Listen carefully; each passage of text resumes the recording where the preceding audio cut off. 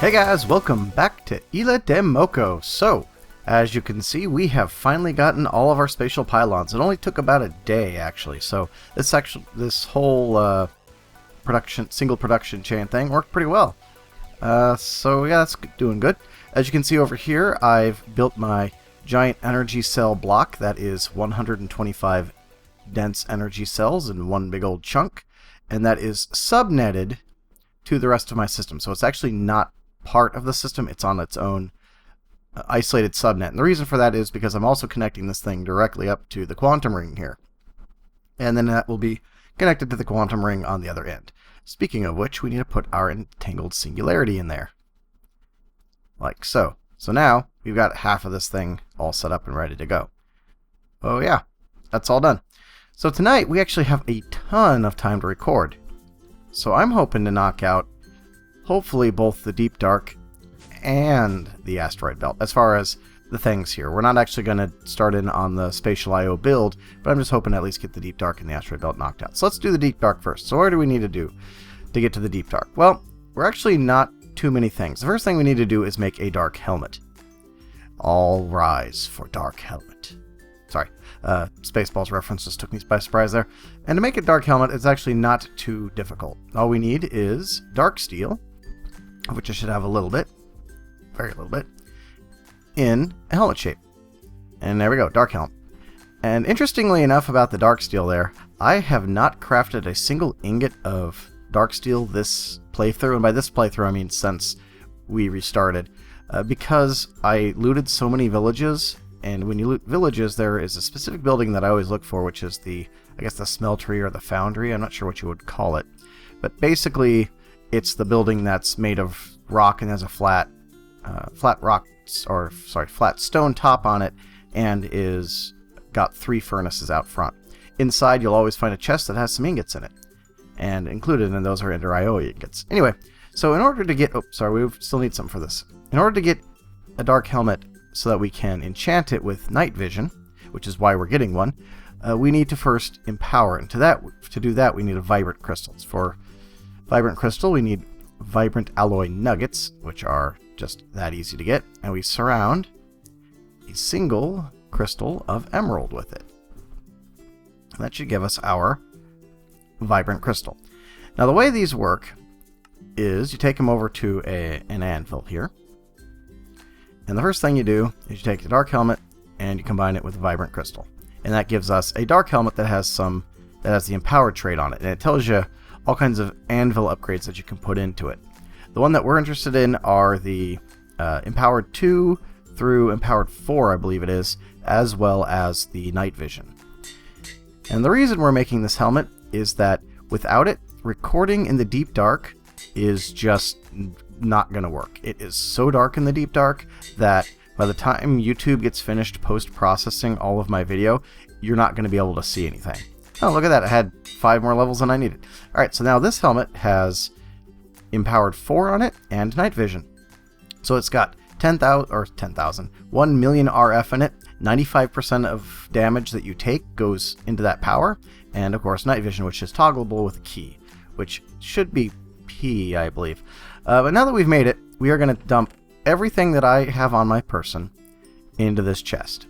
And then we're going to, off camera, stand next to my, because this actually doesn't have all that RF on it yet. We're going to stand next to my charger.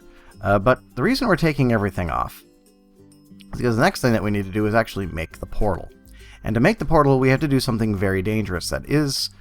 It does have the potential to kill me if we lag or if I misclick or any of those fun things. It is not very forgiving at all. There we go. Take my backpack off. I got my deep dark backpack on. Good. Couldn't remember if I'd replaced that yet. And then let's also take off all of my armor and all of my... all of this stuff. Alright, so we're going to take everything off and put it in the chest here. Because, as I said, this is going to potentially kill me. I know that it does a tremendous amount of damage to you. Like, since we have graves on, like, most of my stuff would probably be okay, but I've had issues in the problem with the graves mod. I think it's through open blocks, where sometimes if you blow yourself up, your gravestone somehow doesn't populate right, and it just doesn't drop, so you have to cheat your stuff back in, which I'd rather just avoid. Okay, so to do this, we are going to need first our sigil, which we've got right here. Wait, I bet you that sigil is in my deep dark. Oh, it's in here. So we need the sigil. We need some diamond, and we need an equal number of iron ingots. We also need 4 quadruple compressed cobblestone and 1 quintuple compressed cobblestone. And if we pull up the quintuple recipes right here, we'll be able to see this thing in action. So basically, oh, there it is.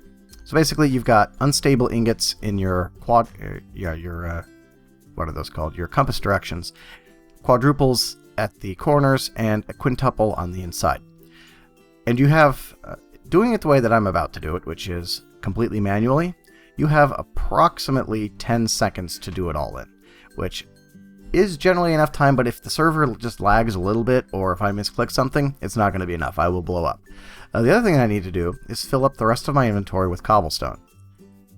Lots and lots of cobblestone. And the reason I'm doing that is because I want all of the stuff to end up in this part of my inventory. Specifically, I want the 4 unstable ingots to end up here, and then these 2 just to be here.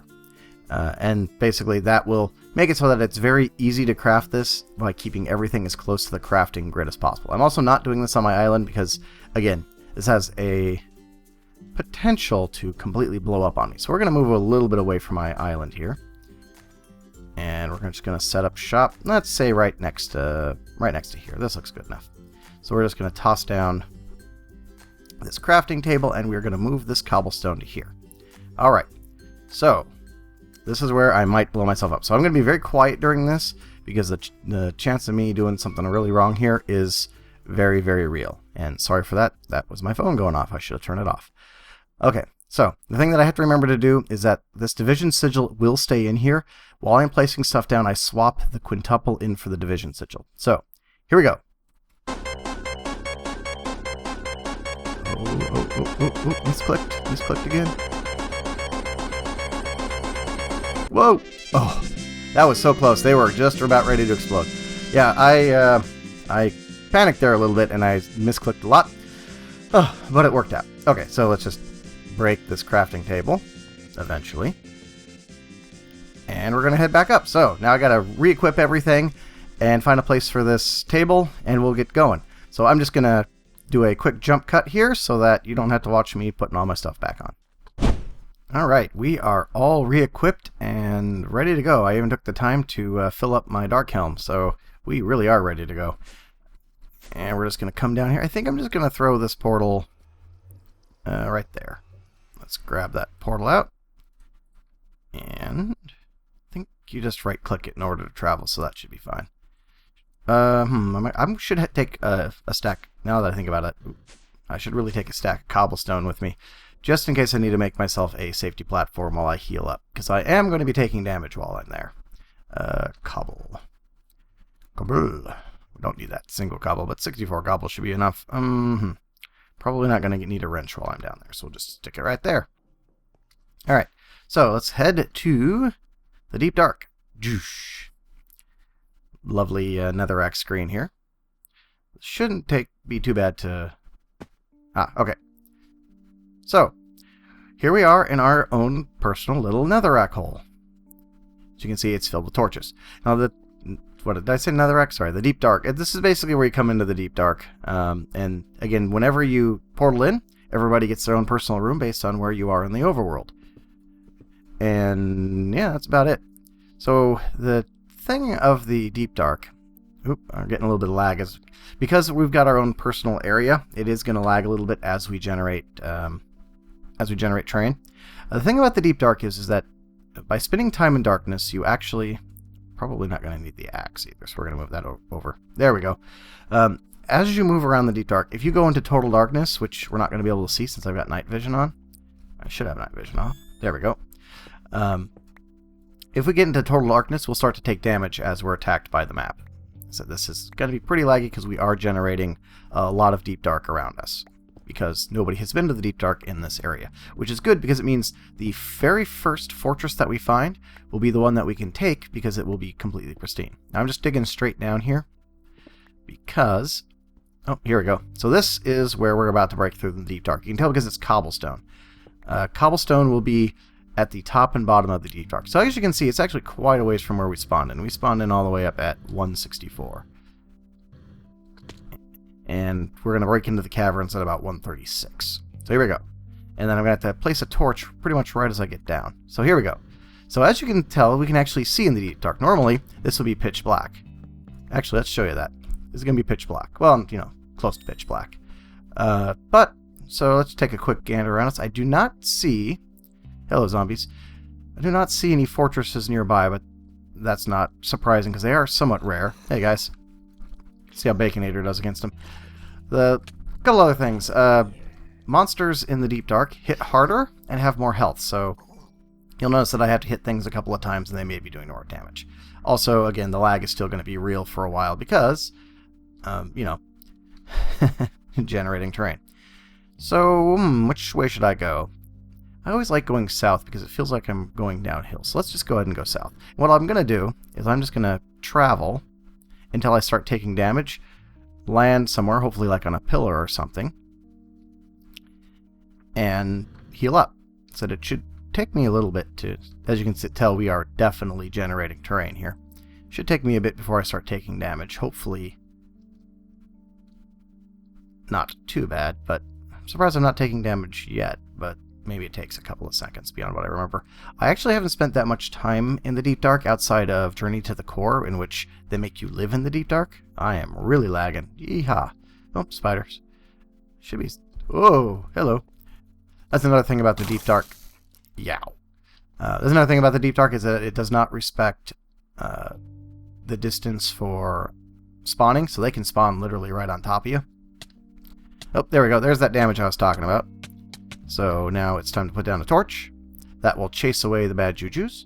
Generally, if you can fly like I can, it's better to go up, like, into one of these pillars, and then drop a torch, like right there, and then wait it out. We're going to let the terrain gen a little bit here and see if we can see a fortress.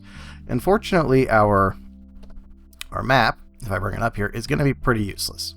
Maps don't handle the deep dark very well. I think there was one that works kind of okay. I'm trying to think of what it might be. Voxel map. We've got Journey map, and it definitely does not work in the deep dark. At least I haven't figured out a way to make it work. Alright, so I need to heal up here and then get going again. So I'm just going to fly around the deep dark, and once I find a fortress, I will cut back in. You guys don't need to see me travel around the deep dark, because it's pretty much going to be this. I'm not going to stop and fight. I'm not going to be, you know, Mr. Ooh, look at me, I can, you know, slaughter things in the deep dark. I'd much rather just get to where I'm going. Now that said, it is a lot of fun doing the deep dark without all the little extra niceties. Do it a little bit more early game when you don't have a jetpack and you don't have, you know, the ability to make easy night vision stuff. The deep dark can actually be quite fun when you have to do it, you know, natural like that. I quite enjoyed it. Journey to the Core. If you've never played Journey to the Core, I highly recommend it. It does make you live in the deep dark, and it is quite an experience. But anyway, I'm just going to travel around, see if I can't find myself a fortress, and then I will cut back in when I find one. Okay, well, I kind of lied. I saw this right when I was taking off there, and these are cool. These are pure pits. They will go all the way... I think they go all the way to the void. We're not going to dump down there, but I'm pretty sure they go all the way to the void, so if you fall down them, you do die. So those are things to watch out for if you are new to the deep dark. As I said, the deep dark is literally out to kill you. But anyway, I'm going to go back at it and see what I can find. Well, haven't found my fortress yet, but if you're new to the deep dark, and I hope I keep calling it that because I keep wanting to call it the nether, and I probably have a couple times now. But anyway, if you're new to the deep dark, this is one of the random features you can find in it, which is a bedrock tree. If we come over here, and basically, if you're doing the deep dark in the real way, they stand out kind of like a sore thumb because they have torches all over them. They're a little bit of a safe haven because of the torches, and if you can get up them, generally they're kind of spindly and hard for the mobs to access, so it is a little bit safe. But the more important thing is up at the top here, there's always a loot chest, and it, I believe, is just standard dungeon loot, but has a good chance of diamonds and redstone and moss stone. So it isn't just standard dungeon loot, but it's got some good stuff in them. We'll just take the good stuff and leave the rest. Also got some torches. I don't need any of this other stuff. So, yeah. So these are pretty cool. A good source of materials, especially if you're doing like Journey to the Core and manage to find one. But yeah, so I figured I'd show that to you guys since I saw it as I was traveling around. So at this point, I still gotta look. Generally, I find these guys a little bit faster than I have here, but I guess not. So I think the other thing that I'm running into here, the reason I can't see anything, and I was going to mention this, is that you can only see areas that you've lit up, which is why I can't see anything because I got night vision on. When I was playing Journey to the Core, I had voxel map, but I was also dropping torches everywhere because, you know, I kind of had to. And that kind of lit up the deep dark for me. So if I was dropping torches everywhere, I could actually probably see maybe a little something on this map. I don't know. But that's just kind of something I noticed. Anyway, back at it. Let's see if I can find myself a fortress. Well, I ended up finding a bunch of these trees, which actually turned out to be a little bit lucrative. I ended up with 20 emeralds, which is really good. And, you know, some redstone, gold, iron, diamond. But the thing that I really wanted to show you guys was if I turn to the left here, looky what I found. That is 100% a deep dark fortress, and I'm absolutely positive I've called them a nether fortress a couple of times. The thing that concerns me is that there might be a pillar growing right down through it. So let's head over there and check it out.